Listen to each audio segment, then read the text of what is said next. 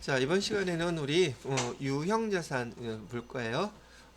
우리가 유형자산이라면 사용할 목적이라는 게 그 목적을 구분할 때 사용 목적이라고 제가 얘기를 해드렸었죠.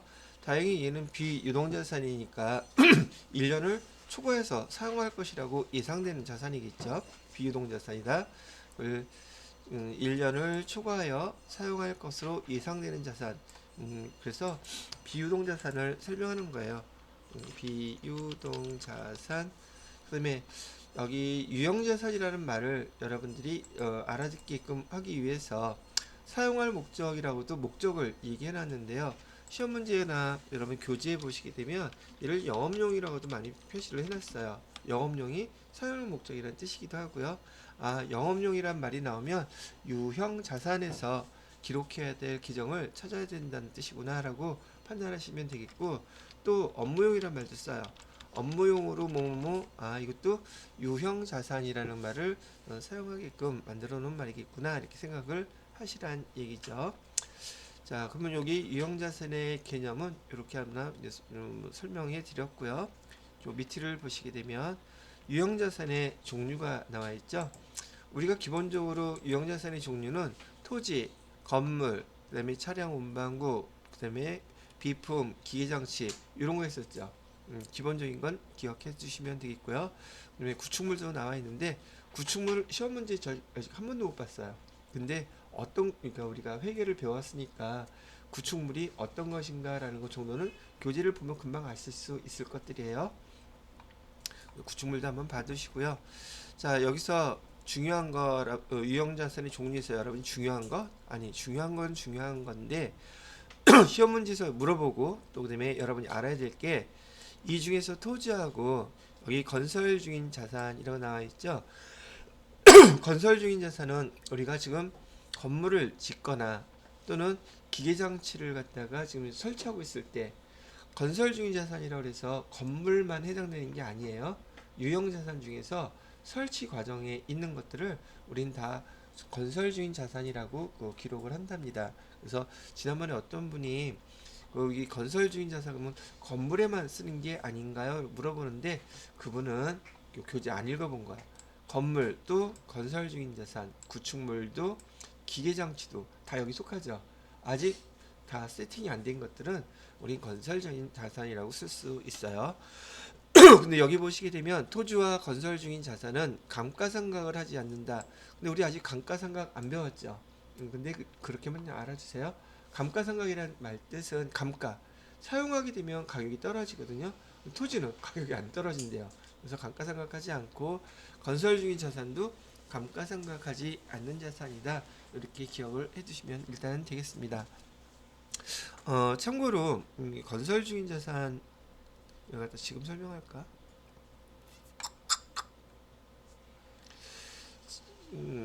잠깐만 보고요.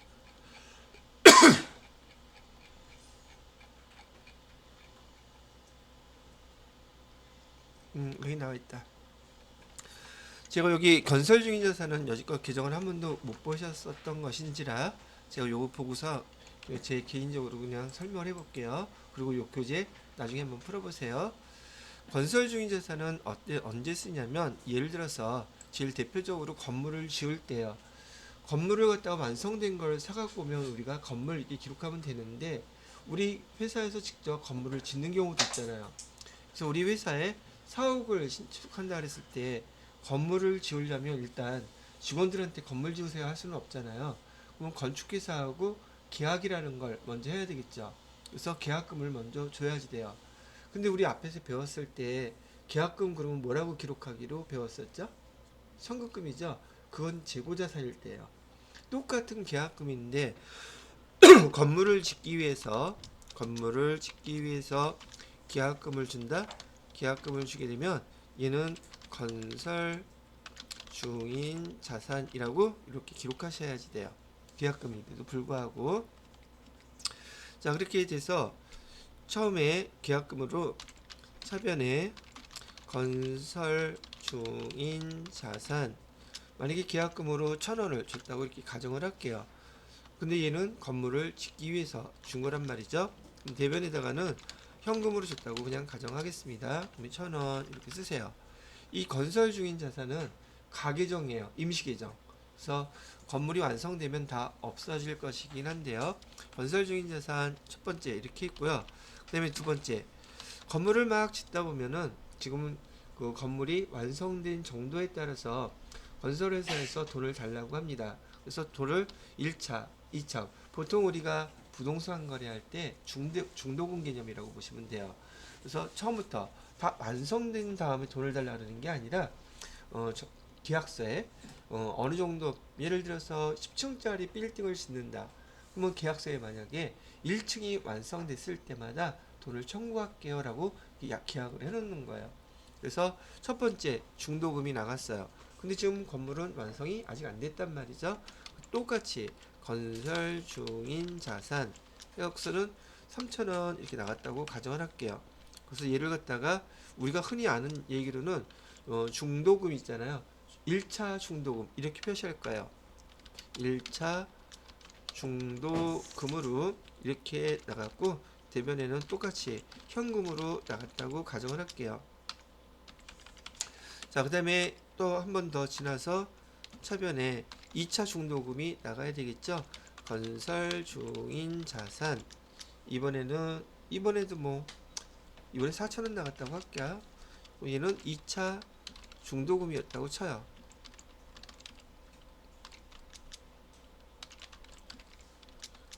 현금 위에 틀렸다. 4,000원인데 요 이따가 고칠게요. 여기 3,000원이에요. 자, 이렇게 나가고 지금 이 건물은 근데 지을 때 얼마짜리로 짓기로 했었냐면 여기 10,000원짜리로 짓기로 했었단 말이죠. 10,000원짜리로 짓기로 했었다면 지금 현재 총 얼마가 나간 거예요? 계약금 1,000원하고 그다음에 중도금으로 7,000원 나갔으니 총 8,000원 나갔죠. 자, 근데 건물이 이제 완성이 됐어요. 그러면 차변에 건물 이렇게 쳐서 얘는 얼마짜리? 10,000원짜리 건물이에요. 근데 여지껏 우리가 계약금하고 중도금 중간에 줬던 거는 다 얼마가 나가 있었어요? 8,000원 나갔죠. 그러면 건설 중인 자산으로 8,000원은 여지껏 다 줬으니까 다 빼버리고요. 그 다음에 나머지 2,000원 더 줘야 되겠죠. 건설회사에다가 현금으로 2,000원 줬다. 이렇게 표시하는 거예요.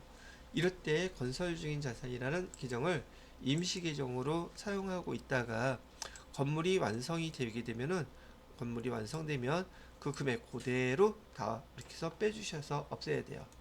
그럼 잔액은 있겠어요? 없겠어요? 없겠죠? 그래서 여기는 임시 계정이고 가하 계정이다. 이렇게 기억을 하시고요. 건설 중인 자산은 임시 계정 또는 가계정. 가계정이라는 거는 결산할 때 나타나서는 안 되는 계정이라는 의미예요. 이렇게 해놓고 요거. 자, 그다음에 저기 여러분들 중에는 혹시나 그 건설업, 건축업 하는 쪽으로 회사를 가실 수도 있겠죠. 지금 여러분이 지금 알아듣기 쉬우라고 제가 이렇게 중도금이라는 말을 썼는데 그 건설회사, 건축회사에서는요 중도금이란 말을 안 써요. 그리고 1차 1차 기성고라는 말을 써요.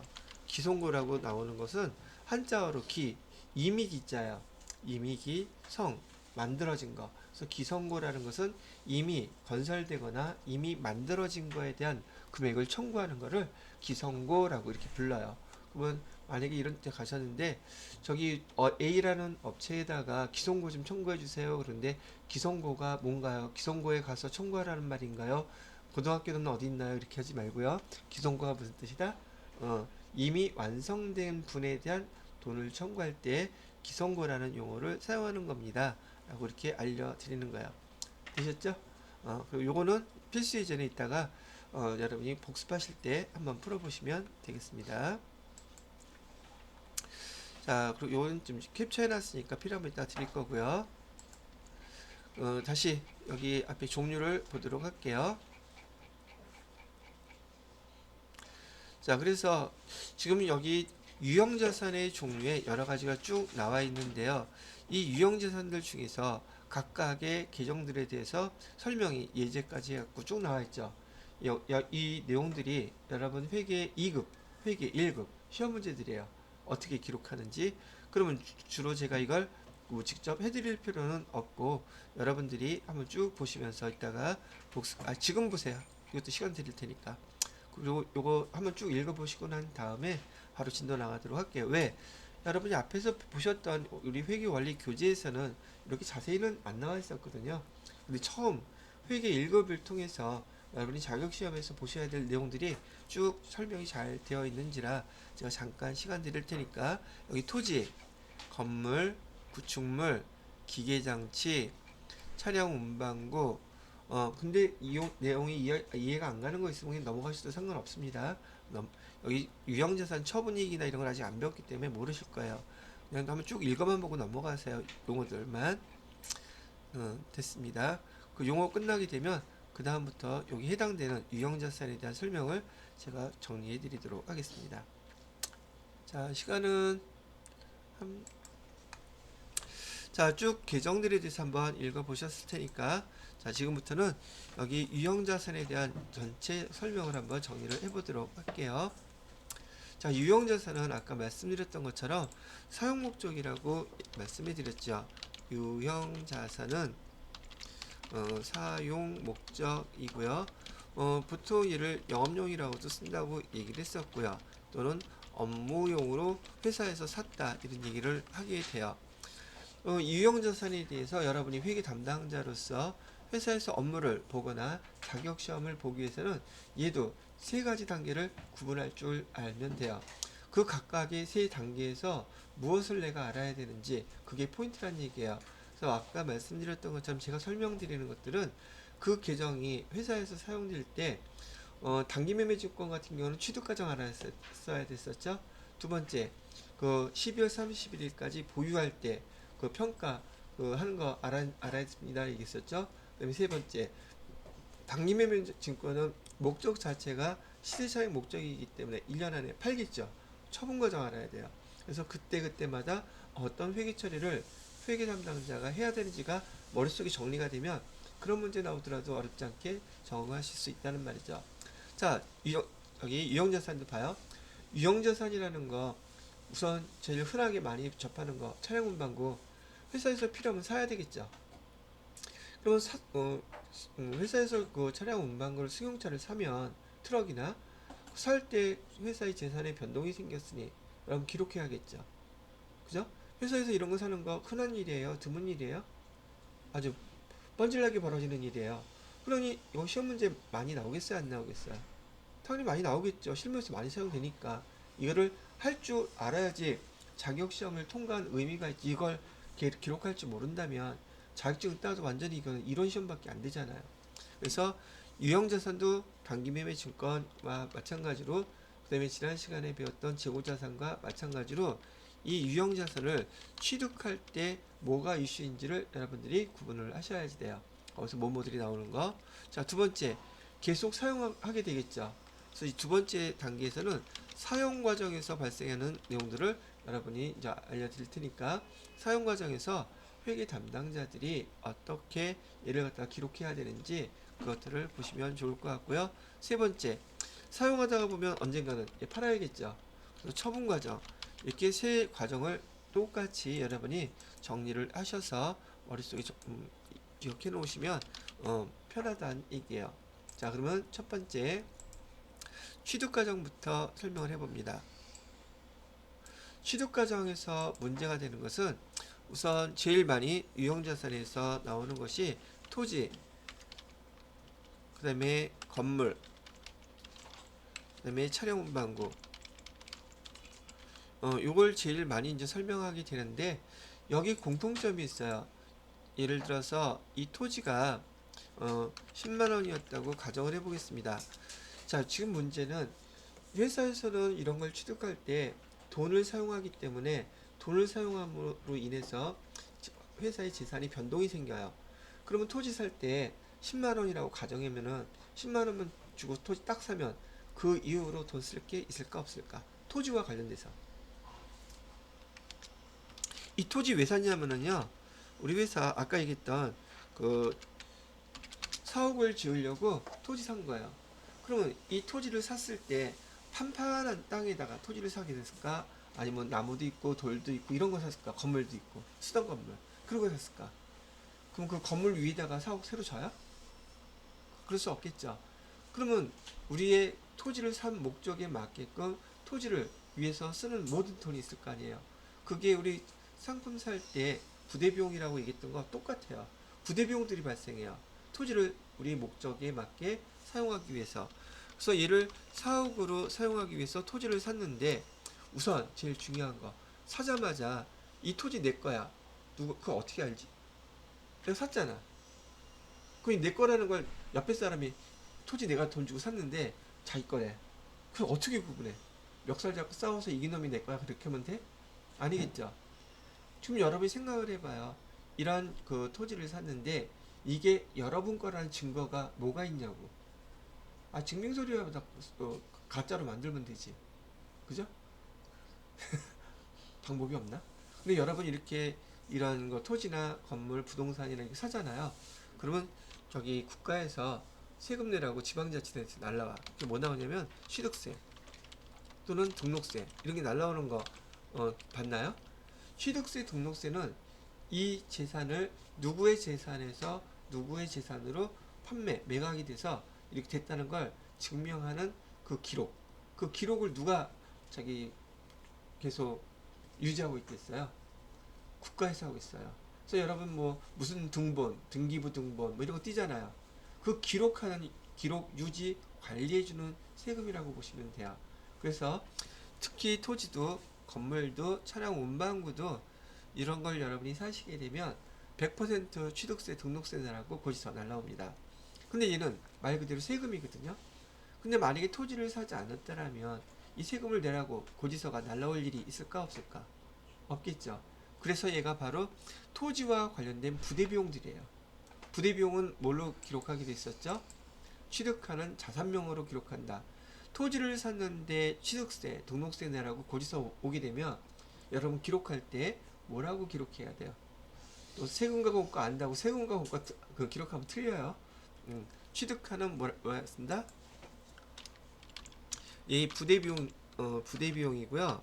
부대비용, 취득세, 등록세, 토지 샀을 때 날라오면 그 고지서는 나중에 우리 문제 풀다 보면 등록세, 취득세, 토지 하고서는 등록세, 토지, 취득세 이렇게 나와요. 그 증명서를 보면 여러분 토지라고 기록해야 돼요. 아 근데 이게 왜 세금인데 얘가 토지예요? 이러지 마세요. 왜? 토지를 샀는데 그 추가적으로 부수적으로 계속 똑같이 토지 때문에 발생하는 비용을 토지에 다 포함시켜야 되는 거예요. 예를 들어서 여러분이 토지를 10만원짜리 샀는데 취득세 등록세에 각서는 5천원을 냈어요. 그럼 내가 이 토지를 나중에 팔 때 10만원에 팔면 본전인 거예요? 10만 5천원에 팔아야지 본전인 거예요. 난 그 토지 때문에 그 돈 샀잖아. 우리 장사하는 논리하고 똑같아요. 그래서 우리가 취득하는 모든 자산이에요. 뭐만 빼고 단기매매주권만 빼고 발생하는 부대 비용은 취득하는 자산명으로 기록하라는 뜻이에요. 또 건물 샀을 때도 마찬가지로 취득세, 등록세 나옵니다. 그것도 뭐라고 쓰면 되겠다 이번에는 건물. 차량 운반구사도 차 네 건지 아닌지 어떻게 알아? 국가에 다 기록 관리돼 있어. 차량 그 등본 띄우면 다 나와요. 자, 차량 운반구 샀는데 또 똑같이 취득세, 등록세 나왔어요. 뭐라고 기록한다? 차량 운반구라고 기록하는 거예요. 얘 분명 세금이긴 하지만 다 취득한 자산명으로 기록하자고 부대비용이기 때문에 지금 약속을 그렇게 알려드리는 거예요. 됐나요? 또 건물을 갖다가 토지를 샀는데 사옥을 지으려고 하다 보니까 아까 얘기했던 거 기존에 그 땅을 판 그 사업주가 그 집주인이 건물을 지어놓고 있었던 거, 요 건물을 어떻게 해야 돼?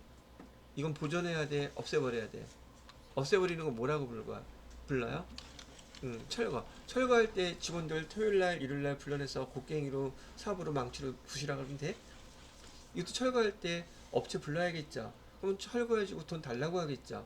철거 비용도 돈 달라고 고지서가 영수증 오게 되면 뭐라고 기록해야 된다? 회계 담당자들은 토지라고 기록해 하셔야 돼요. 얘도 토지를 사용할 목적으로 계속 지금 관련돼서 돈이 발생하고 있죠. 또 뭐도 있겠어요? 거기 있는 건물을 철거는 했어요. 그랬는데 이번에는 그 땅 있잖아요. 토지에 보니까 거기 나무도 있고 큰 돌도 있고 막 그래. 그럼 얘네들은 또 어떻게 해야 돼요? 건물을 지으려면 싹 없애버려야 되겠죠. 이를 갖다가 토지 정집이라고 불러요. 근데 원래 정집이 그러면 통하는 말인데 토지는 땅이란 뜻이고요. 정집이 정자는 정리한다는 때 정자예요. 지는 땅지자예요. 그건 땅을 정리하는 데 드는 비용을 갖다가 정집이 이렇게 부르는 거거든요. 그런데 토지가 또 붙었어. 사람들이 잘 못 알아들으니까 정집이 뭐 정지하면 돈 내는 거야?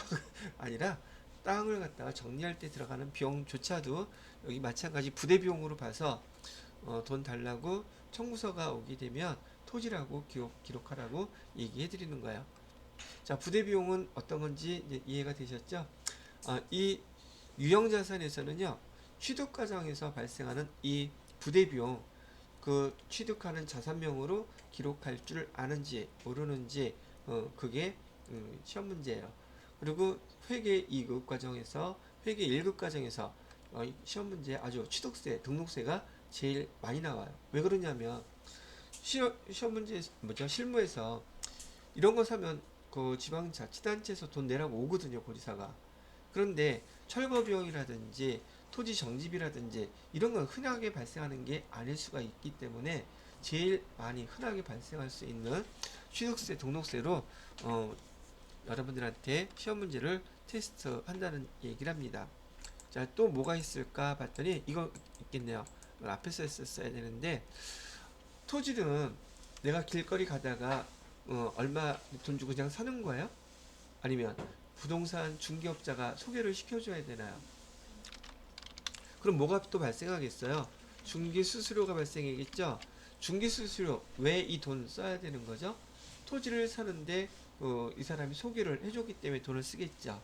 이것도 똑같이 부대 비용으로 보아서 토지 그 중개 수수료 또한 토지라고 쓰고 토지에다가 몽창 다 포함을 시켜 주어야 되는 돈들이라고 아시면 되겠습니다. 됐죠? 이따가 좀 교재 읽어보시게 되면 이 파트에서 그래서 이렇게 됐구나라고 이해하실 수 있으실 거예요. 자, 그 다음에 그건 토지, 건물, 차량, 운반구에서 제일 대표적으로 많이 발생하는 것은 취득세와 등록세이다. 또 중개 수수료다. 이런 것들 생각을 하시면 되겠습니다. 됐고요. 그럼 취득 과정에서는 또 이걸 줄여서 얘기한다면 취득 과정에서 제일 중요한 거는 뭐가 되느냐면 취득가액을 얼마로 할 겁니까? 취득가액 결정이 여기에서의 포인트예요. 취득가액을 결정하기 위해서는 우리가 10만원 뿐만이 아니라 부대비용도 다 포함이 돼야지 그 유형자산의 취득가액이 얼마라고 딱 결정이 되겠죠. 그래서 취득과정은 포인트가 취득가액, 유형자산의 취득가액을 얼마로 기록할 것입니까가 문제라고 보시면 되겠습니다. 자, 이렇게 해서 우리가 이제는 여기 유형자산을 샀어요. 취득했으면 그 다음에 어떻게 해야 돼요? 사용을 해야 되겠죠. 자, 여기서도 토지가 됐던 건물이 됐던 사용 과정에 대한 건 제가 차량 운반구로 한번 지금 여러분한테 많이 익숙하니까 차량 운반구로 예를 들어 볼게요. 자, 이제 취득 과정이 끝나게 되면 사용 과정이 벌어지는데 우리가 지금 차량 운반구 승용차를 하나 샀다고 가정해요. 승용차를 사면은 승용차 살 때 차값 냈겠죠. 세금도 다 냈겠죠. 자, 이제 사용을 해요. 그러면 차 사용할 때 추가로 돈이 더 들어가는 게 있을까? 없을까? 이 차를 사용하는데도 또 돈이 들어가더란 얘기예요. 돈이 들어가니까 재산의 변동이 생기죠. 재산의 변동이 생기니 또 기록해야 되죠. 그렇게 돈 쓰는 종류가 또는 항목이 이슈가 뭐 있냐는 거예요. 그래서 첫 번째 두 가지 사용 과정에서는 두 가지가 이슈가 있는데 첫 번째로는 우리는 뭐라고 쓰냐면 얘를 갖다가 자본적 지출이란 말을 쓸 거예요. 자본적 지출, 말이 용어가 어려워요. 이거는 자산으로 기록하라는 말 뜻이에요. 자, 그 다음에 두 번째로는 수익적 지출이 있어요. 수익적 지출은 그 돈 쓰긴 썼는데 얘 비용으로 기록하세요. 그래서 첫 번째 사용 과정에서의 이슈는 자본적 지출이냐 수익적 지출이냐, 요게 첫 번째 이슈예요. 자, 그 다음에 두 번째 이슈는 뭐가 생기냐면, 이렇게 우리가 취득한 유형자산을 사용하게 되면은 그 가격이, 사용하는 유형자산의 가격이 보편적으로 올라갈까 떨어질까? 떨어지겠죠. 그걸 갖다가 우리가 가격이 감소한다 그래서 감가라고 불러요. 그런데 우리 회계에서는 이렇게 유형자산을 사용함으로 인해서 가격이 떨어지는 그 금액을 객관성 있게 계산할 수가 있더래요. 그 금액이 얼마인지를. 그래서 그 금액을 계산하는 방법, 이를 상각이라고 얘기할 거예요. 그 금액이 얼마인지를 이렇게 가격이 떨어진 금액을 계산해서, 얘를 가격이 떨어졌으니 우리한테는 수익이겠어요? 비용이겠어요? 비용이겠죠? 그만큼을 비용 처리한다 그래서 감가상각비라는 걸 우리가 이제 배우시게 될 거예요. 감가상각비가 여기 사용 과정에서 발생하는 두 번째 이슈라고 보시면 되겠습니다. 자, 그러면 첫 번째 이슈, 자본적 지출은 어떤 걸 자본적 지출이라고 얘기를 하냐면, 우선 여러분이 그냥 무식하게 상식적으로 우리가 사용하는 그 유형자산에 돈을 쓰긴 썼는데 그 금액이 어마무시하게 커. 금액이 엄청나게 많이 발생했어. 예를 들어서 건물을 갖다가 우리가 지금 7층짜리 건물이 있는데 8층으로 증축을 했어. 그러면 재산적인 가치가 많이 올라가겠죠. 근데 돈도 많이 들어가겠죠. 이런 걸 자본적 지출이라고 부르는 거예요. 이해가 됐어요? 자, 그래서 자본적 지출에서는 돈을 쓰게 되면, 자, 여기다가 하나 예를 들었으니까 증축, 아니 뭐 의미부터 쓸게요. 그 유형자산의 재산적 가치가 증가하는 거, 또는 내용 연수가 증가하는 거. 내용 연수는 무슨 뜻이냐면요, 우리가 사용하는 기간이라고 이렇게 기억하시면 돼요. 이따가 배울 거예요. 내용 연수가 뭐다? 사용하는 기간. 예를 들어서 그 수용차인 경우에 내용 연수가 5년이래요. 그럼 말이 무슨 뜻이에요? 수용차를 사게 되잖아요. 그럼 몇 년을 사용할 수 있다? 5년을 사용할 수 있다는 뜻을 우리 회계에서는 내용 연수라고 이제 앞으로 부를 거란 얘기예요. 이런 것들이 바로 자본적 지출에 해당되는 것인데, 우선 건물과 관련돼서 자본적 지출에 해당되는 것은요, 조금 전에 얘기했던 거 증축, 또 어떤 것도 있냐면, 아까 얘기했던 그 냉난방 시설 있죠. 중앙 집중식 냉난방 시설을 건물 전체를 다 교체하거나 바꾸게 되면은 그 돈이 어마무시하게 많이 들어가겠죠. 그래서 난방 시설이라고 그러는데, 이게 여러분이 알고 있는 저는 에어컨, 그다음에 온풍기 교체하는 수준이 아니라는 거죠. 건물 전체 거를 다 할 수 있는 그런 시스템을 다 교체하는 거기 때문에 얘도 우리가 대표적인 자본적 지출이라고 보고요. 또 뭐도 있느냐면, 건물에 보면 5층 이상 되는 건물들은 반드시 엘리베이터가 있어요. 그 엘리베이터가 쌀까 비쌀까? 아, 얘도 엄청 비싸요. 그래서 엘리베이터 교체한다. 엘리베이터 뭐 교체한다. 또 뭐 있을까? 뭐 이런 것들.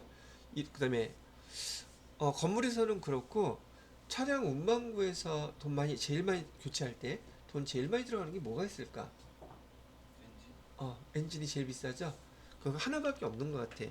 엔진, 자동차 엔진이죠. 이런 것들은 다 마찬가지로 우리가 돈 쓴 자산명으로 기록하라는 게 자본적 지출의 뜻이에요. 이해가 되셨죠? 자, 그러면은, 자, 봐요. 여기 증축을 했다 그러면 이 돈 증축하는데 2억 원 들어갔다고 가정을 해요. 그러면 대변에 현금으로 줬어요. 그럼 대변에 현금 2억 쓰겠죠. 차변에 뭐라고 쓰느냐고. 건물. 자본적 지출은 그 돈을 쓴 자산명으로 기록하는 게 자본적 지출이에요. 이해됐어? 자, 그러면 차량 운반구 같은 경우에 엔진 교체했어요. 500만 원. 그러면 현금으로 지급했다고 얘기하면 대변에 현금 500만 원 쓰겠죠. 차변에 뭐라고 써야 돼요? 차량 운반구 그렇게 쓰시면 돼요. 자, 이번에는 건물에 그 냉난방 시설을 갖다가 다 교체하는데 1억 원이 들어갔어. 그럼 현금으로 지급했다고 하면 대변에 현금 1억이죠. 처변에 뭐라고 써요? 또 건물. 구분됐습니까? 이렇게 기록하는 것이 뭐다? 자본적 지출의 뜻이고요. 자본적 지출을 걸으면 좀 뭔가 고상하고 어렵게 느껴지죠. 근데 여러분은 뭐라고 기억하면 돼? 자산으로 기록하는 항목들이구나. 이렇게 알면 되겠죠. 됐습니다. 자, 두 번째, 이번 수익적 지출을 상대적으로 설명해 드리면 이해하는 게 좀 더 쉬워지지 않을까 싶어요. 자, 수익적 지출이라고 얘기는 하지만 이를 비용 계정으로 기록하라고 지금 나와 있었죠. 자, 우리 그 건물하고요. 여기 건물 또는 기계장치에 관련된 계정은 앞으로 수선비로 기록합니다. 비용 계정 뭐라고 기록하라고요? 수선비. 그 다음에 차량과 관련된 것들이 있어요. 차량 운반구와 관련된 비용은 차량 유지비라고 기록합니다. 자, 요 수익적 지출은 상대적으로요. 그 금액 지출이 그닥 크지 않은 것들이에요. 자, 건물과 관련돼서 크지 않은 것들, 건물 오래 사용하게 되면 건물 색이 많이 바라죠. 그래서 건물 갖다가 도색을 했어요. 도색하는 거는 건물 값에 비해서는 그 도색비가 돈이 많이 들어갈까 상대적으로 적은 거에 속할까? 뭐 건물이 150억 하는데 건물 그 외관 쫙 도색하는데 뭐 몇백만 원 들어갔어요. 뭐 1,000만 원 들어갔다고 하더라도 몇백억에 1,000만 원이면 껌값이죠 완전히. 이런 경우. 또 건물에 있잖아요. 여기 지금 여기 뭐죠? 위에 뭐죠? 조명기구 같은 것들 있죠. 이런 거 교체할 때 있지 않겠어요? 또 건물에 그 유리창 같은 거 깨지면 교체해 줘야 되죠. 이 수익적 지출의 보편적인 것들은 원상 회복이에요. 자, 수익적 지출의 의미는 여기다 쓸게요. 원상 복구라든지 회복, 복구 또는 회복. 그다음에 그 기능 유지. 지금 현상을 유지하기 위해서 그 상태를 유지하기 위해서 들어가는 비용들은 우리가 수익적 지출이라고 이렇게 부른다는 얘기예요. 자, 이런 것도 도색도 있고 그다음에 창문 틀고 교치는 거 창문이고 그다음에 그 우리 건물에 바닥 같은 거 있죠. 바닥 같은 것도 보수공사 하는 데 있잖아요. 뭐 타일 같은 거 교체한다든지 뭐 그런 것들 이런 것들이 여기 수익적 지출에 해당이 되고 차와 관련돼서 할 말 되게 많죠. 거기 차와 관련된 것에서는 매일매일 뭐 먹여야 되지 않나? 기도 뭐 먹고 참기름? 기름이라 그랬잖아. 난 참기름 줄 거야. 참기름 주고도 먹고 잘 가면 좋겠다, 그지? 이런 오일 같은 유라든지 그다음에 그 차 수리 많이 하죠. 그다음에 오일, 그다음에 타이어 교체하는 것들 이런 것들이 다 수익적 지출에 해당되는 것들이라고 보시면 될 것 같으네요. 자, 이것도 마찬가지로 여러분이 이따 교재 한번 쭉 읽어보시게 되면 그 내용에 대한 전반적인 이해가 중요한 것이지 디테일한 내용들은 제가 교재에 있는 걸 다 외우고 있지는 않겠죠. 그런 내용들은 교재에서 이제 참고를 해주시면 되겠다는 얘기죠. 자, 여기 이제 자본적 지출이라는 용어와 수익적 지출이라는 용어가 구분이 되었다면 요하만 제가 앞에서 배웠던 문제를 여기서 한번 적용을 해서 문제를 한번 내볼게요. 자, 지금 여러분은 아닌데 회사의 회계 담당이 지금 회사의 건물 엘리베이터를 지금 교체를 했어요. 근데 교체 비용이 어마무시하게 1억이 이렇게 나왔다고 가정을 합시다. 사실 1억은 너무 세고 저기 자동차 들었다 놨다 하는 그 엘리베이터는 1억 정도 하더라고요. 좀 넘는 것도 있고. 근데 일반 엘리베이터는 한 5천만 원이라고 가정을 하고요. 여기 엘리베이터를 교체해준 회사에서 당연히 교체해줬으니 뭐 달라고 하겠어요. 증빙서류 보내놓고 돈 달라고 하겠죠. 근데 이 회계 담당자가 이걸 받았는데 얘는 지금 엘리베이터를 교체했다면 여러분들이라면 뭐라고 기록하겠어요? 엘리베이터, 건물에 있는 엘리베이터. 건물이라고 쓰기로 배웠잖아. 그죠? 그럼 건물 얼마라고 쓰고 5천만 원이라고 쓰고, 자, 이 회사에서 돈을 현금으로 다 지급을 했다고 가정합시다. 이렇게 써야 맞다는 얘기잖아요. 근데 이 회계 담당자가 이거 안 배웠어. 배웠는데 까먹었어. 근데 어디를 봐서 엘리베이터가 건물이에요? 누가 봐도 엘리베이터가 건물이라는 거 알 수 있지 않아요. 이거는 우리 회계 담당자들끼리 기업회계 기준에서 그렇게 약속을 했기 때문에 이렇게 기록한 것이지, 어, 엘리베이터가 건물이라고 생각 안 배우고 나서, 안 배운 상태에서 건물이라고 쓸 수 있는 사람은 거의 없을 거란 말이죠. 그런데 수선비라는 말은 배웠어. 그래서 건물에 이렇게 교체한 비용에 대해서 이 담당자가 뭐라고 썼겠어요? 그러면 수선비라고 썼겠죠?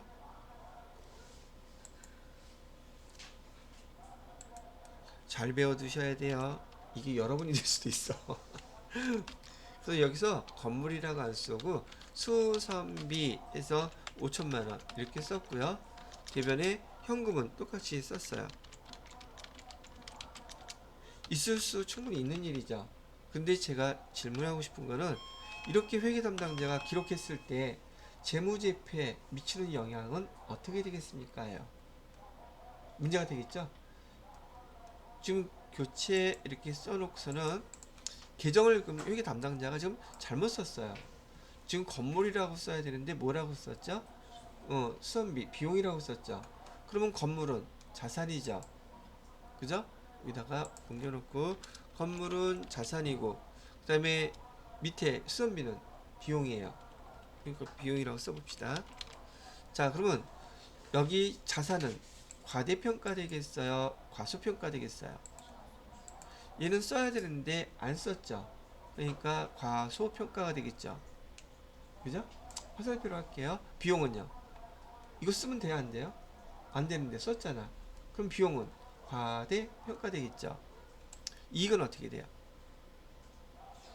당기순이익 어떻게 되겠냐고요? 나머지는 아까 재고자산 때 배웠던 것처럼 이익은 과소평가 되겠죠. 자본도 과소평가 되겠죠. 법인세 비용은요, 과소평가 되겠죠. 이거 이럴 때 이렇게 쓰는 거예요. 계정을 잘못 썼을 경우에 재무제표에 미치는 영향을 다음 중 어떤 건가요? 이렇게 나오잖아요. 여러분 머리 쥐나요? 이거 생각하려면. 아니, 제가 그랬어. 이거 몰라가지고. 그 일일이 다 생각하려면 시간도 많이 가. 시험 볼 때는 시간이 점수잖아요. 그러니까 다 손해를 본단 말이죠. 이거 이렇게 사용하는 거예요. 문제에서는 반드시 과대평가냐 과소평가냐, 문제에서 그렇게 나와요. 이런 용어로 보기에 나온단 말이죠. 과소평가. 평가란 말은 그렇게 기록했는데 그 결과로 얘가 과대평가라는 뜻이 아니라 그렇게 질문을 말을 물어볼 거란 말이에요. 아시겠죠? 자, 잠깐 쉬었다가 다음 과정 계속 설명을 해드리도록 할게요. 정원 씨가 말씀하신 대로 이것도 헷갈릴 여지가 있으니까, 이거 자산 감소한다고 써놓고 여기다 과대평가니까 이게 과대평가 또 이러지 마시고요. 예, 지워버릴게요. 지우고 다시 쓸게요. 이런 식으로 대답을 한다는 것이고, 시험 문제에서 여러분들한테 질문할 사항은 회계 처리를 이렇게 잘못했을 경우에 재무제표에 미치는 영향을 증가다, 감소다 이렇게 안 물어보고요. 여기 자산이 과소평가됐죠? 과소평가가 됐습니까? 비용은 과대평가가 됐습니까? 이런 식으로 물어볼 거란 얘기예요. 이렇게 하면 헷갈릴 게 좀 없겠죠? 요 내용에 대한 설명이 바로 얘라고 얘기를 이렇게 해드리는 것이고요. 자, 그러면 자본적 지출이다, 수익적 지출이다, 이거는 좀 설명이 어느 정도 된 것 같고요. 자, 이번에는 감가상각비 설명을 해드릴게요. 아까 말씀드렸던 것처럼 우리 감가상각비를 유형자산을 사용하면서 발생하는 두 번째 이슈라고 말씀을 해드렸었는데, 여기 감가상각비를 계산할 때 반드시 세 가지를 알아야 된다고 얘기를 했어요. 감가상각비는 1년 동안 우리가 사용하는 유형자산의 값어치가 얼마가 떨어졌는지를 계산하는 방법인데 세 가지를 알아야 된대요. 첫 번째, 취득 원가를 얼마인지 알아야 된다는 얘기죠. 자, 이따 예를 들 거니까 취득 원가 500만 원이라고 가정을 해볼게요. 수용차 갖고 얘기할 거거든요. 차량 운반구, 취득 원가. 두 번째로는 내용 연수. 아까 말씀드렸던 이 수용차를 사게 되면 몇 년 동안을 탈 수 있어요? 그거 물어보는 거예요. 보편적으로 5년이라고 가정합니다. 그 다음에 왜 5년이에요? 7년은 안 되나요? 저는 10년도 타는데요. 아니, 이 사람 저 사람 그 차 타고 다니면 걔가 운전하겠어요? 그리고 뭐 많이 쓰겠어요? 적게 쓰겠어요? 그러다 보니까 보편적으로 5년 정도 한다고. 이건 나중에 우리 감가상각 그 프로그램에 보면 추천하는 내용 연수가 있어요. 사용하는 거. 건물도, 차량 운반구도, 비품도, 아까 얘기했던 뭐 스쿠터가 됐던 뭐가 됐든 다 나와 있으니까 참고로 그렇게 보시면 될 것 같고요. 그 다음에 잔존가치라는 게 있어요. 지금 여러분이 지금 제가 예를 들어 드리는 게 그 차량 운반구 승용차 갖고 예를 들 거라고 얘기했잖아요. 자, 그 승용차를 우리가 500만 원 주고 샀어요. 그리고 5년 동안 잘 사용했답니다. 자, 5년 동안 사용 팔려고 하면은 그거를 갖다가 100리터 쓰레기 봉투에다가 버려야 될까? 그냥 저기 전주 어디다가 버려야 될까? 어딘가 팔아야 되겠죠? 팔면 돈 받을 수 있을까 없을까? 그 비용이에요. 그 금액, 전 비용이 아니라 우리가 다 사용하고 팔았을 때 얼마를 받을 수 있겠다 예상하는 금액, 추정치예요. 그래서 보통 10%라고 가정을 하자고요. 그러면 얼마를 받을 수 있다고 생각하는 거예요? 50만 원 정도는 받을 수 있다고 생각하는 걸 우리 뭐라고 부른다? 잔존 가치라고 불러요. 근데 요즘 트렌드는 여기 회계에서 잔존 가치는 없는 것으로 기록하는 게 보편적인 트렌드예요. 근데 여러분들한테는 지금 감가상각비 계산하는 방법을 알려드려야 되기 때문에 잔존 가치까지 있는 것으로 설명을 해드렸습니다. 이 세 가지는 감가상각비를 계산할 때 아주 필요한 꼭 있어야 되는 필수적인 항목이므로 얘를 갖다가 감가상각비의 3요소라고 불러요. 3요소는 중요한 요소란 뜻이죠. 감가상각비의 3요소가 무엇이 있습니까? 라고 물어보는 것은 여러분 시험 문제 레벨에서는 회계 2급 기초과정에서 시험 문제로 나올 수 있는 항목이기도 하답니다. 그래서 감가상각비의 3요소 여기 취득원가, 내용연수, 잔존가치 요 세 가지를 기억을 해 두셔야 돼요. 자, 그 다음에 감가상각비라는 그 용어를 갖다가 지금 설명을 해드리는데 지금 여러분들 그 입에서 내용 답안지 표시할 때 감가상각비에 저기 딱 체크를 하게끔 질문을 물어보는 게 이렇게 물어봐요. 체계적이고 합리적인 방법으로 비용을 배분하는 것은 어떤 계정인가요? 이렇게 물어봐요. 체계적이고 합리적인 방법으로 비용을 배분해? 이게 뭔 말이래? 무슨 말인지 모르겠죠? 이게 바로 감가상각비를 설명하는 용어예요. 그러면 아까 저기 준영 씨가 저한테 뭘 물어봤냐면 지금 여기 차량 운반구를 지금 여기 500만 원 주고 사갖고 왔다고 취득원가 사갖고 왔다고 얘기했었죠. 자, 한번 보세요. 오늘이 2023년 1월 1일 날이라고 가정을 하고요. 지금 차량 운반구 승용차를 갖다가 500만 원 주고 사갖고 왔어요. 근데 이번 얘를 갖다가 준영 씨 말대로 만약에 비용으로 처리했어요. 그럼 비용은 차량 유지비 이걸로 처리하면 되겠죠. 그죠? 자, 봐요. 500만 원 자체를 갖다가 차량 유지비에다가 왕창 집어넣게 되면 당기순이익 500만 원이 증가하겠어요? 감소하겠어요? 비용이 올라갔으니 여기 당기순이익은 감소하겠죠. 그럼 세금도 적게 내겠죠. 그러면 아까 위에 있는 이 논리 다 적용되겠죠. 그죠? 그러면 지금 이렇게 물어본 이유는 이 회사에서는 그 차량 운반구 사갖고 온 거를 갖다가 지금 그 해 다 비용 처리함으로 인해서 세금을 적게 냈다고 쳐요. 근데 이 차는 몇 년 동안 사용할 거예요? 5년 동안 사용할 거죠. 그죠? 5년 동안 계속 사용하면서 이 차를 타고 다니면서 비용도 절감하고 등등 할 거예요. 그리고 이렇게 하게 되면 나중에 앞에서 우리 재무제표 만들 때 원칙이라는 거 얘기했을 때 수익, 비용, 대응의 원칙이라는 게 있거든요.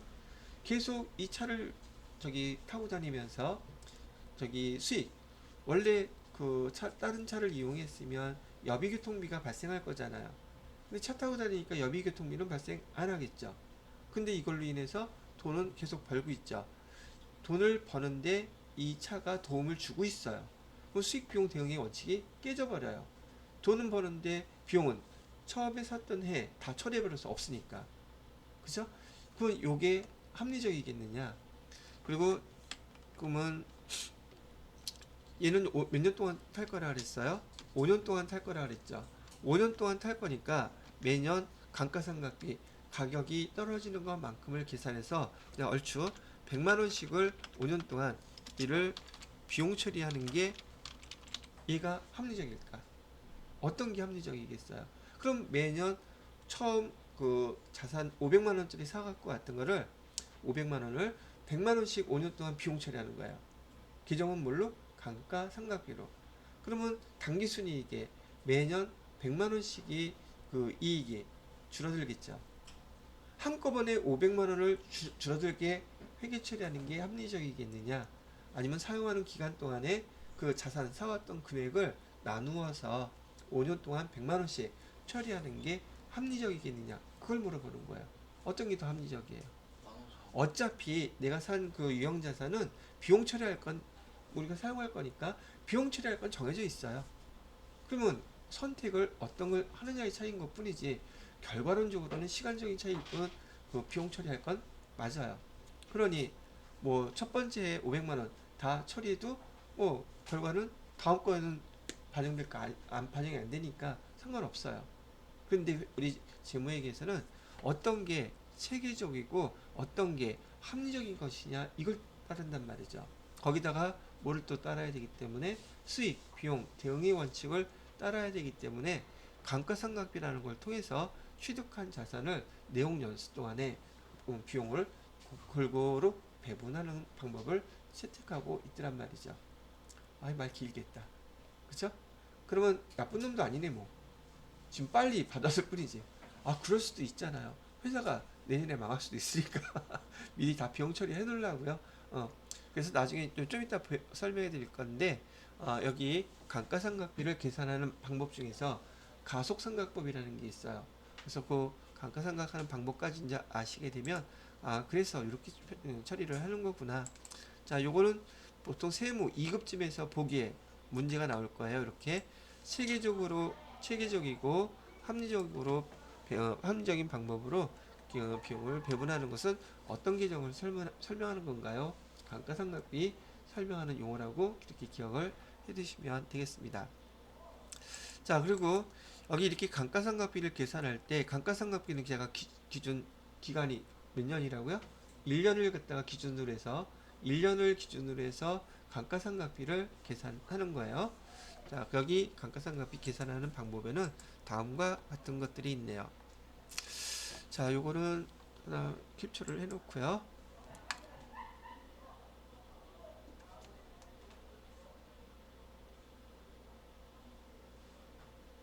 자 요거 지워도 되겠 아니 이거 지울까? 지울게요. 새 거에다가 쓸 게 많으니까 다시 하도록 하겠습니다. 여기 캡처 해놨어요. 이제 보내드릴 거고요.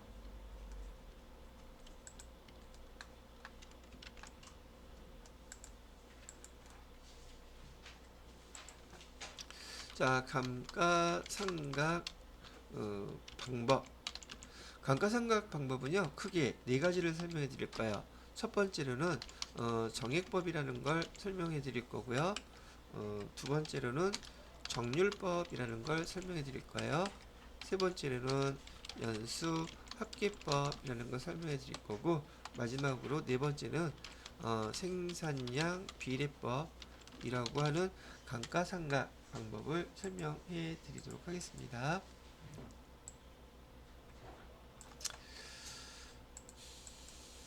자, 첫 번째 방법 정액법부터 설명해 볼게요. 여기서는 얘기하는 정액법이라고 얘기하는 거는요. 감가상각비를 계산했는데 그 감가상각비 계산된 금액이 5년 동안 매년 똑같다는 뜻이에요.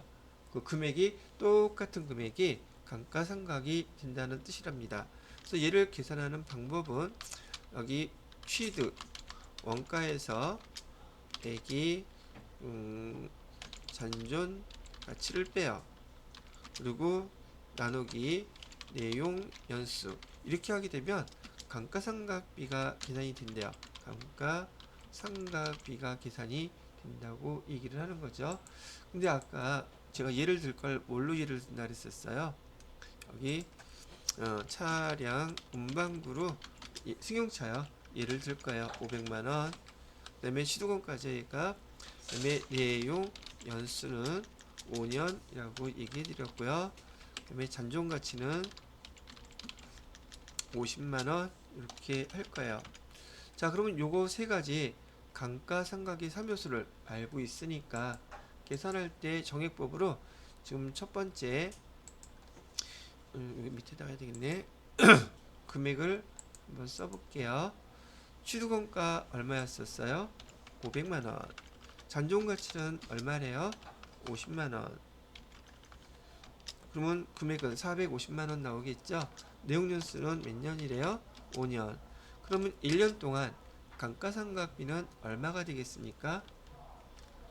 450만원을 5년으로 나누게 되면 매년 90만원씩이 유형자산의 값어치가 떨어진다. 가격이 감소한다. 이런 뜻이겠죠? 이렇게 계산한 거예요. 자, 그리고 요거를 갖다가 설명하기 전에 요것도 하나 표시를 해 놓을게요. 지금 취득 원가에서요. 이렇게 잔존 가치를 뺀 금액이 여기 500만원에서 450만원 이렇게 썼죠. 이 용어를 갖다가 여러분이 알고 계셔야 된다는 얘기예요. 교재에서 감가상각 대상 금액이라는 용어가 나오는데 감가상각 대상 금액이 뭔 줄을 몰라. 응? 자, 봐요. 500만원이 감가상각 대상 금액인가요? 그러면 50만원이 감가상각 대상 금액인가요? 여기 취득 원가에서 잔존 가치를 뺀 금액 얼마로 계산됐어요? 450만원. 얘가 바로 감가상각 대상 금액이 의미하는 금액은 바로 요 450만원을 의미하는 거라고 기억을 하시란 얘기예요. 자, 그렇다면 우리가 지금 여기 2023년 1월 1일 날 지금 차량 운반구 500만원짜리를 이렇게 지금 취득했을 때 지금 2023년 12월 31일이면 1년을 사용했죠. 1년을 사용했을 때 우리가 가격이 떨어진 것만큼을 수익의 담당자가 기록해야 돼요. 강론인 이 12월 31일 그러면 또 얘도 뭐겠어요? 기말 정리사항이겠죠. 여러분들이 여러분 회사에서 사용하고 있는 유형자산들을 이렇게 가격이 얼마가 떨어졌는지를 계산해서 지금처럼 기록을 해주셔야 돼요. 차변에 뭐라고 기록하고요? 비용이라고 그랬죠? 감가상각비 금액은 얼마? 90만원 이렇게 기록하면 되겠고요. 자, 대변에다가는 감가상각 누계액이라고 기록합니다. 금액은 얼마? 얘도 90만원. 됐죠? 감가상각비의 회계처리 기록하는 건 차변의 감가상각비, 대변의 감가상각 누계 항상 같아요. 그러면 1년 또 지났다고 한 번만 더 해볼게요. 2023년이 아니라 2024년 12월 31일 날 또 감가상각비를 계산했더니 정액법으로 감가상각하는 방법은 여기 취득원가에서 잔존가치를 빼고 내용연수 나눠주면 감가상각비 나왔죠. 지금 바뀐 게 아무것도 없어요. 그럼 두 번째에도 감가상각비는 얼마가 계산이 되겠어요? 90만원 그대로 계산되겠죠? 감가상각비에서 90만원 대변에 감가상각 누계에서 90만원 이렇게 기록이 된단 말이죠. 계정 처리하는 방법은 어렵지 않게 이해하셨을 거라고 생각이 들어요. 자, 이렇게 했는데 여기서 이제 또 여러분이 알아둬야 될 게 뭐가 있느냐면 요 기말정리사항이라고 얘기를 해드렸고요. 12월 31일 날 회계처리 이렇게 해야 되는 거니까 감가상각비 계산해서요. 우리 재무상태표에 얘가 어떻게 표시가 되느냐면 이렇게 표시가 돼요. 여기 차량 운반구는 얼마짜리 사왔어요? 500만원. 자, 그러면 여기 감가상각비는 매년 기록하고 나서 비용 계정은 12월 31일 날 다 소멸해서 없어져 버리죠. 근데 얘는 남아요. 이 감가상각 누계액은 감가상각 누계액의 의미는 뭐냐면 지금 500만 원짜리를 사왔는데 지금 비용 처리한 거, 가격이 떨어진 거, 얼마가 가격이 떨어졌는지 걔를 계속 집계하는 거예요. 첫 번째는 얼마가 그 비용이 가격이 떨어졌어요. 감가상각 누계액 첫 번째는 이렇게 기록한단 말이죠. 500만 원짜리였는데요. 1년이 지났더니 90만 원이 가격이 이렇게 떨어졌네요. 그래서 지금 1년 지난 다음에 차량 운반구의 장부가액 우리가 지금 추정하는 거예요. 얼마짜리가 된 거예요? 그러면 410만 원짜리가 이렇게 된 거예요. 이해가 됐죠? 자, 그러면 두 번째는 어떻게 되겠어요? 두 번째는 차량 운반구 500만 원짜리 취득한 건 가격은 변하지 않아요. 그런데 감가상각 누계액은 2년 지금 우리가 비용 처리했죠. 2년 사용했으니까 감가상각 누계액은 얼마가 됐겠어요? 90만 원 두 번 했으니까 180만 원이 지금 가격이 떨어졌겠죠. 그래서 감가상각 누계액 1도 이렇게 하게 되면 여기 장부가액 그래서 지금 2년 사용하고 난 다음에 우리 차량의 값은 얼마라고 지금 추정하고 있는 거예요. 320만 원 이렇게 되겠죠. 자, 그럼 세 번째는 얼마가 비용화 됐을까요? 가격 떨어진 거. 세 번째 270만 원. 장부가액은 얼마겠어요? 자, 그러면 여기 보세요. 이 장부가액이라는 것은 우리 차량 운반거를 취득하고 계속 사용함으로 인해서 가격이 계속 떨어지고 있죠. 우리 차값은 두 번째는 320만 원짜리가 됐다라고 지금 우리가 알고 있는 거예요. 우리가 앞으로 이제 프로그램 배우실 때요.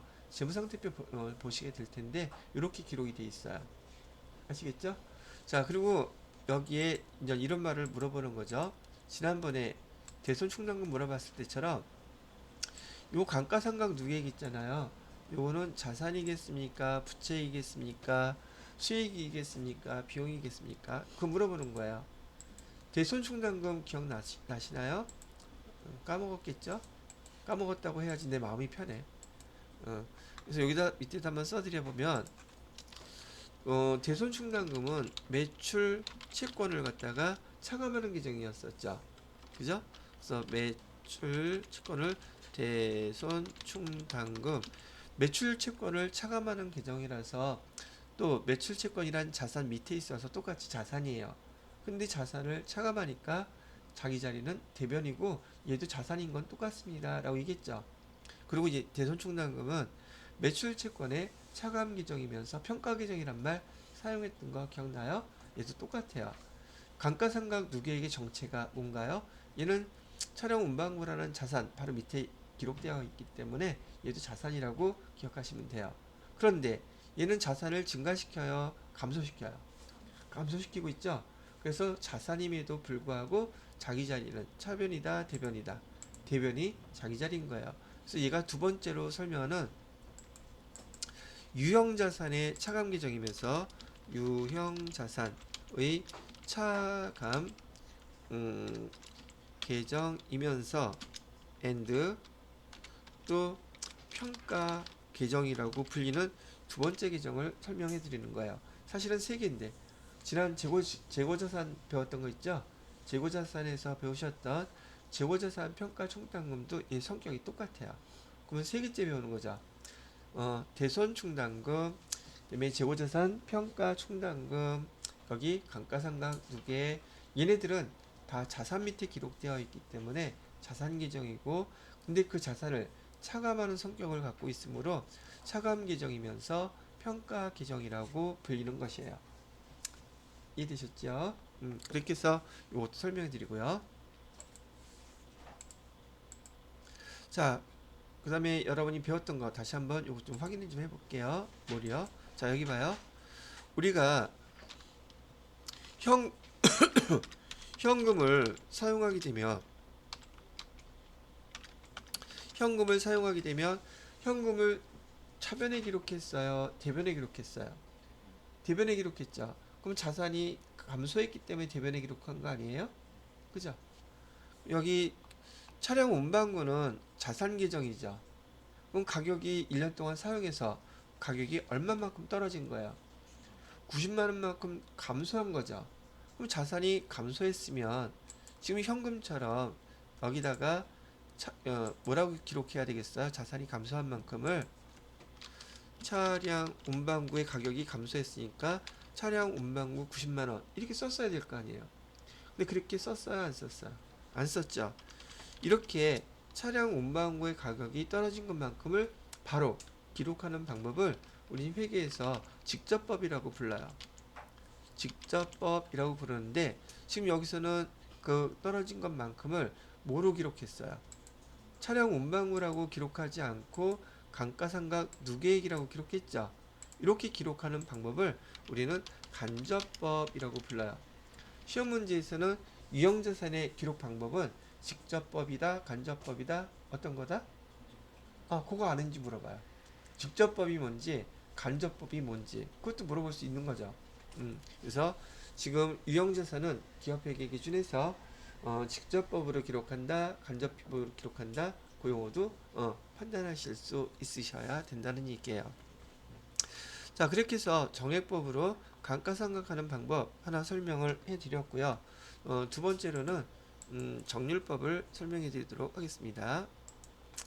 두 번째로는 정률법. 정률법을 계산하는 공식이라면 공식이죠.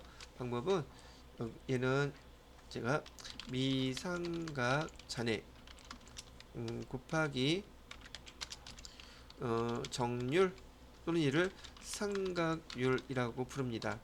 이렇게 계산하게 되면 얘가 감가상각비가 계산이 된대요. 자, 그러면 정률법으로 계산을 해볼게요. 근데 여기서 여러분이 꼭 구분을, 그러니까 실수하지 않으셔야 될 게 뭐냐면 여기 정률법으로 감가상각을 할 때는 여기 미상각 잔액이란 용어가 뭔지를 잘 이해를 하셔야 된다는 얘기예요. 그리고 정률법으로 감가상각할 때는요, 여기 상각률 또는 정률 비율을 가르쳐줘요. 그래서 문제에서 상각률은요 40%로 해주세요. 즉 1년 사용하게 되면 1년이 아니라 매년 사용할 때마다 그 유형자산의 값어치가 40%씩 똑같게 떨어진다는 뜻이에요. 얘는 비율이 똑같다 그래서 정률법이라고 부르는 거예요. 그러면 얘를 어떻게 계산하는지 보시게 되면은, 자, 2023년 1월 1일 날 500만원짜리 사갖고 온 건 똑같아요. 그리고 1년이 지났어요. 2023년 12월 31일 날 정률법으로 상각을 해본다는 얘기죠. 그럼 계산을 해보면 정률법으로 계산할 때 미상각 잔액은요, 처음 사용했을 때는 취득원가 자체가 미상각 잔액이에요. 지금 사갖고 와서 한 번도 상각이라는 거 해본 적 없죠. 그래서 취득원가 자체가 미상각 잔액이 된다. 500만원 곱하기 정률은 이 500만원짜리가 매년 몇 %씩 감소한다 그랬어요? 40%. 정률을 이렇게 곱하기만 하면 돼요. 되게 간단하네. 그럼 얼마 나와요? 첫 번째 감가상각비는 200만원 이렇게 계산되죠. 이해됐어? 되게 간단하네. 간단해요. 자, 한 번 갖고 안 될 테니까 두 번째 2024년에 12월 31일 날 미상각 잔액은 얼마가 되겠어요? 500만원짜리였는데 상각 한 번 했죠. 첫 해 얼마 상각을 했어요? 200. 그러면 미상각 잔액은 얼마가 남아있겠어요? 그래요. 300만원이에요. 근데 이 300만원짜리가 얼마만큼 감소한대요? 비율은 매년 똑같다 그랬죠. 그래서 이름 자체가 정률법인 거예요. 40% 이렇게 하게 되면 두 번째 감가상각비는 어떻게 되겠습니까? 3, 42, 120만원 나오겠죠? 120만원. 그 다음에 하나 더 해볼게요. 2025년에 12월 31일이 되면은 미상각 잔액은 얼마가 남아 있어요? 180만 원 이렇게 남아 있죠. 자, 가격이 얼만큼 줄어들어요? 40%. 이거 비율이 항상 같죠. 그래서 이 감가상각 방법 이름이 정률법인 거예요. 자, 이렇게 해서 금액은 얼마가 되겠다? 72만 원 이렇게 나오죠. 그다음에 네 번째, 다섯 번째 이렇게 계산하시면 되는 거예요. 이게 뭐다? 정률법이라고 얘기를 해드리는 것이죠. 자, 그다음에 우선 차이를 설명해 드리긴 하는데 계속 방법부터 다 설명을 해보도록 할게요. 자, 세 번째로는 연수합계법이 방법이에요. 연수합계법. 연수합계법의 공식은 위에 감가상각 대상금액 구하는 공식하고 똑같아요. 취득 원가에서 뭘 빼고 잔존 가치를 빼고 그다음에 곱하기 여기 쭉 그어놓고요. 그러면 감가상각비가 계산된대요. 자, 밑에 분모에 들어가는 내용이 뭐냐면 분자부터 할까? 내용연수 역순.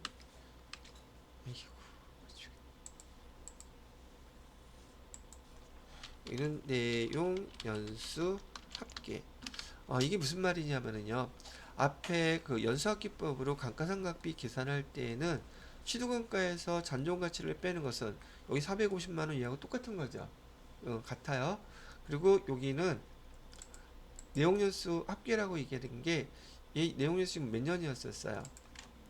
내용연수 합계라는 게 내용연수 합계란 이렇게 계산하는 거예요. 1 더하기 2 더하기 3 더하기 4 더하기 5 이렇게 다 더하면 얼마 나와요?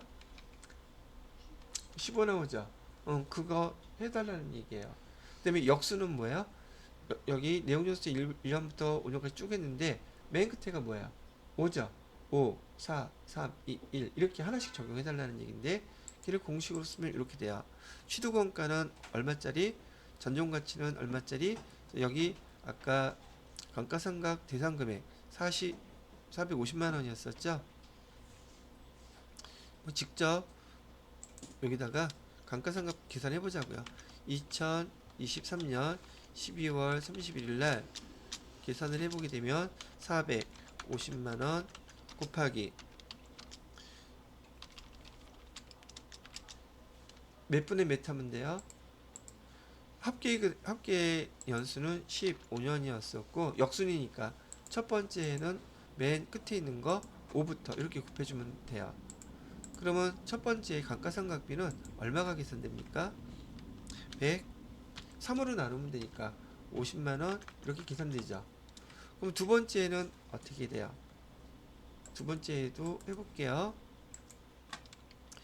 2024년 12월 31일 날 감가상각 대상 금액은 변하지 않고 똑같아요. 450만원에 대해서 여기 곱하기 이번에는 몇으로 하면 되겠습니까?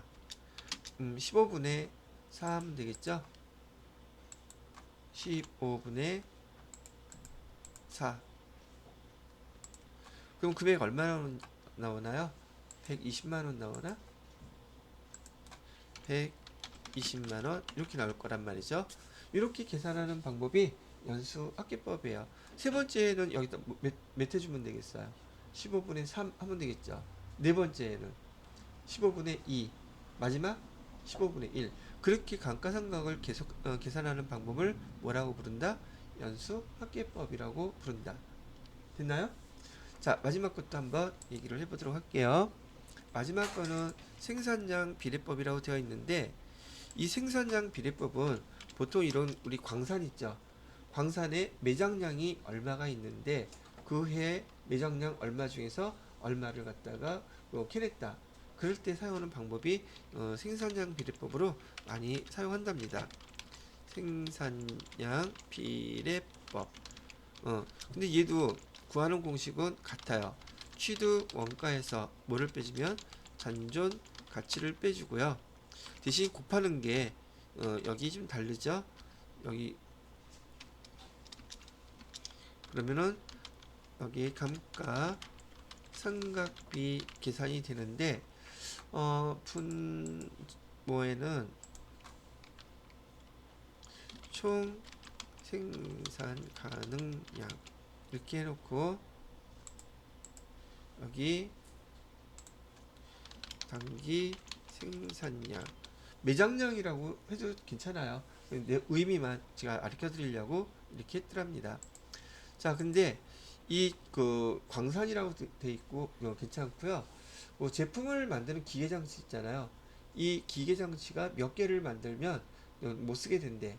그러면 총 만들 수 있는 개수가 몇 개인데 그 중에서 올해 몇 개를 만들었다. 이렇게 계산을 할 때도 이거 사용할 수는 있어요. 자, 그런데 일단 우리가 똑같은 방법으로 2023년 12월 31일에 지금 취득 가능 이 감가상각 대상 금액이 450만원이라고 가정을 하고요. 그 다음에 곱하기 자 생산 가능량을 얼마로 할까? 총 여기 10,000개를 생산할 수 있다고 가정을 할게요. 10,000개를 생산할 수 있는데 올해 여기에 2,000개를 생산했다고 가정을 하는 거예요. 오케이? 그러면 첫 번째 감가상각비는 얼마가 계산이 돼요? 5분의 1이니까 5로 나누면 90 되겠죠? 90 이렇게. 자, 그러면 두 번째에는 지금 새 거일 때 기계장치가 새 거일 때 얘가 총 10,000개를 생산하면 거의 망가진단 말이죠. 교체해 줘야 돼요. 근데 첫 해에 2,000개가 생산이 됐다면 두 번째에는 모든 조건이 같다는 조건 하에서 얘가 2,000개보다 더 많이 생산할까 적게 생산할까? 적게 생산하는 이유는 기계를 계속 사용하다 보니까 단 한 번이라도 수리를 하게 되면 생산이 양이 줄어들겠죠. 그래서 보편적으로는 첫 해보다 둘째 해에는 생산량이 줄어든단 말이죠. 그러면 숫자가 수량이 계속 줄어들겠죠. 감가상각비도 계속 줄어들겠죠. 자, 그래서 여러분들한테 이제 이런 문제도 나올 거예요. 지금 감가상각하는 방법이 이렇게 네 가지가 있는데 이 네 가지 중에서 첫 해 아니면 초기 년도에 감가상각비가 가장 크게 계산되는 방법은 무엇입니까? 라고 물어봐요. 뭐가 제일 컸어요? 여기 정액법은 첫 해 얼마 계산됐죠? 90만원. 정률법은 200만원. 연수학기법은 어떤 게 제일 커요? 정률법. 그 다음은 연수학기법. 그 다음은 여기 생산량 비례법은 안 봐도 돼요. 이게 흔한 게 아니기 때문에 이 세 가지만 잘 기억하세요. 정액법, 정률법, 연수학계법. 이 중에서 감가상각비가 가장 크게 초기 년도에 계산되는 것은 어떤 거라고요? 정률법. 그 다음엔 연수학계법. 그 다음은 그런데 여기서 이 원리를 아시면 더 빨라요. 이 네 가지 방법 중에서 정액법을 제외한 정률법이나 연수학계법, 생산량 비례법은요 가속상각법이라고도 불러요. 뭐라고 부른다? 가속상각법이라고 불러서 가속상각법은 초기 년도에 정액법보다 적을 수가 없어요. 정액법이 항상 제일 적은 금액으로 여기 감가상각비가 계산된다는 얘기죠. 되셨는지요? 자, 그 다음에 두 번째 거. 이거 다 이론에서 물어볼 수 있는 문제들이에요. 지금 여기 가속상각법 그 중에서도 여기 정액법하고요 정률법을 비교했을 때 우리 현실에 맞는 가격이 떨어지는 방법은 정액법이 현실에 맞을까요? 정률법이 현실에 맞을까요? 현실에 가까운 방법. 여러분 스마트폰 사면 매년 가격이 똑같게 일정한 금액이 떨어지겠어요? 사고 나서 1년 첫 번째 돈이 왕창 떨어지겠어요? 그죠? 차량사도 마찬가지고 우리 생활에 적합한 방법은 정률법이 현실적이에요. 정률법이 더 맞다는 얘기이기도 하고요. 그래서 정률법 이것도 기억을 해주셔야 되고요. 현실에 맞는 게 정률법이다 이렇게 알고 계시면 된다는 얘기예요. 자, 그 다음에 요거 하나 비교를 해볼게요. 그래프로. 그래서 여러분들 지금 설명드리는 거는 정률법하고 정액법 두 가지만 잘 이해하시면 될 것 같아요. 자, 그래프가요. 여기 감가상각비 그래프 한번 그려볼게요. 얘는 감가상각비 그래프, 비용 그래프란 말이죠. 자, 정액법은 감가상각비가 90만원 일정하게 이렇게 발생하죠. 일정해요. 금액은 얼마였어요? 90만원 이렇게 돼 있었던 거잖아요. 그래서 얘가 무슨 법? 정액법일 경우. 근데 정률법은 어땠었죠? 정률법은 첫 번째 해 금액이 되게 컸죠. 200만원. 두 번째에는 120만원. 세 번째 되니까 정액법보다 작아지네요. 그래서 이 그래프는 어떻게 되느냐면 정률법의 감가상각비 그래프는 이렇게 대각선으로 돼요. 그래서 결국 끝나는 시점에서는 이제 유형자산이 꼴랑 500만원짜리잖아. 어떤 방법을 써도 가격이 감소해서 떨어지는 건 똑같아요.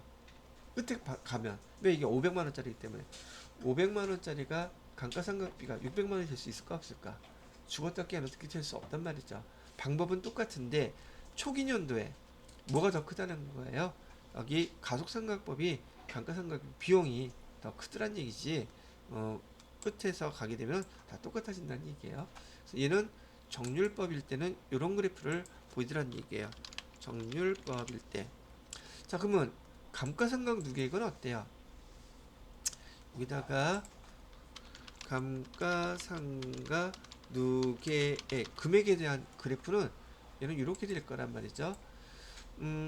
정액법은 매년 일정한 금액이 올라가죠. 자, 첫 번째는 얼마였었어요? 90만원. 두 번째는 270만원, 아니, 180만원.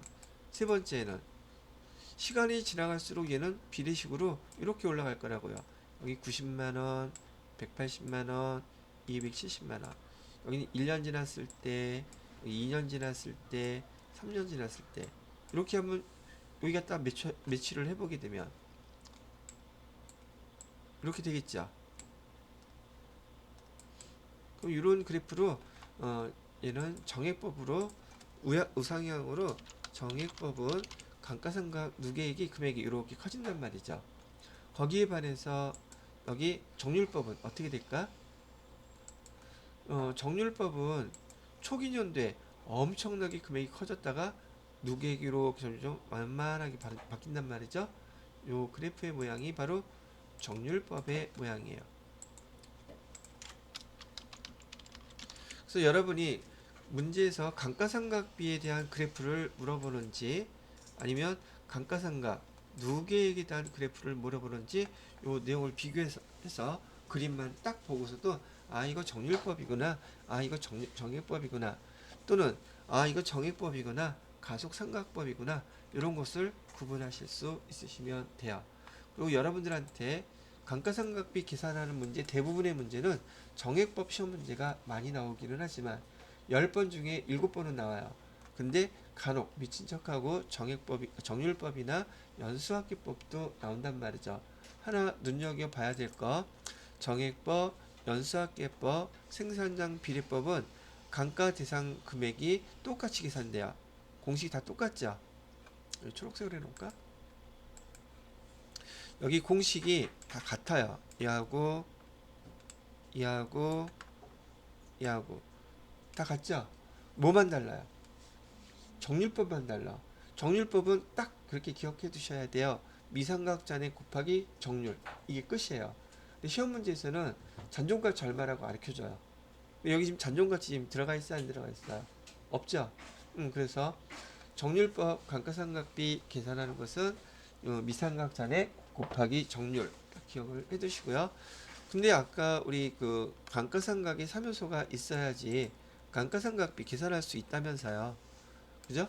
취득원가, 내용연수, 잔존가치 여기 다 들어가 있는데 정률법에는 지금 여기 취득원가 이거 나와 있고 내용연수 있어요? 잔존가치 있어요? 이거 다 사용 안 됐잖아. 3요소라며 계산할 때는 다 사용이 돼야 되는데 이 정률법에서 이 3요소가 어디서 사용됐느냐 하면 이 정률, 상각률이라고 하는 이 40% 있잖아요. 요거 계산할 때 사용이 됐어요. 그래서 여러분들한테는 그렇게 계산하라고 나오지는 않습니다. 상각률은 아예 알려줘요. 왜 그러냐면 공식이 이렇게 생겨 먹었기 때문에 그래. 공식이 어떻게 생겼냐면요. 1 마이너스 뭐 잘하는 분도 있겠지만 난 이거 계산기 줘도 모르겠더라고. 이런 모양 어디서 많이 봤죠? 이거 초등학교 때 안 배우나? 초등학교 한 2학년 정도? 수학에 관심이 없는 분들은 모르겠지 물론. 언제 배웠는지도 몰라. 여기에 또 앞에 내용 연수가 여기 들어가. 그리고 분자에 취득원가가 들어가요. 아니 분모에 취득원가. 그 다음에 분자에 여기 내용 연수가 들어가는데 잔존가치. 잔존가치가 0이 돼버리게 되면 이 계산이 안 나와. 그래서 시험 문제에서는 정률법일 때 잔존가치는 5%라고 이걸 알려 준단 말이죠. 그런데 이 잔존가치 얘기 나오면 다른 데서 취득원가에서 잔존가치 뺀 거 분명히 봤는데 정률법에는 5%래. 이거 나 알아. 그리고 잔존가치 5%를 빼고 계산하면 그 금액이 맞을까 틀릴까? 틀린단 말이야. 그래서 정률법에서 감가상각비 계산하라는 얘기가 나오면 미상각 잔액 곱하기 정률 요거만 사용해야지 잔존가치 이런 거 가르쳐 준다고 해서 빼면 틀려요. 그리고 결론적으로 지금 이 공식을 여러분이 계산할 수 있어요? 없어요?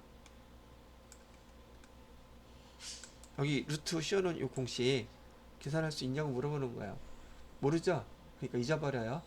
이거는 정률법에서 뭐 계산할 때 쓰는 방법이다? 요 정률. 근데 문제에서는 이 결과를 가르쳐 준단 말이에요. 이것만 사용하면 돼. 그래서 정률법에서의 감가상각비 계산 방법은 뭐다?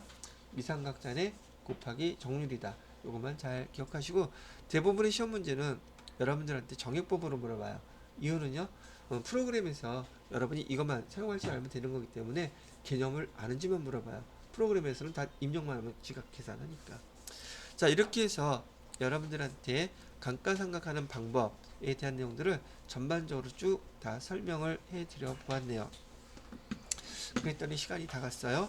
자, 요것도 캡처해서 제가 보내드릴 거고, 저기 주말 또 연휴 잘 보내시고요. 다음 월요일 날부터 또 열심히 나가야겠죠. 회계 일주일 동안에 아마 실기도 거의 끝나지 않을까 싶어요. 실기까지 끝내야지 되는데 거기에 지금 부가세하고 원가계산 이론이 있어요. 근데 이론들 열심히 많이 했으니까 요거 재무회계 끝나는 바 동시에 실기를 먼저 할게요. 프로그램 한번 달아보셔야지 이렇게 다루는 거구나 이해를 하실 거고 그 다음에 부가세 원가계산 이론들 또 설명을 해드리도록 하겠습니다. 자, 수고들 하셨고요. 연휴도 잘 보내시고 특히 어린이날 잘 보내세요. 어린이이신 분들은 다음 월요일날 뵙도록 하겠습니다. 수고했습니다.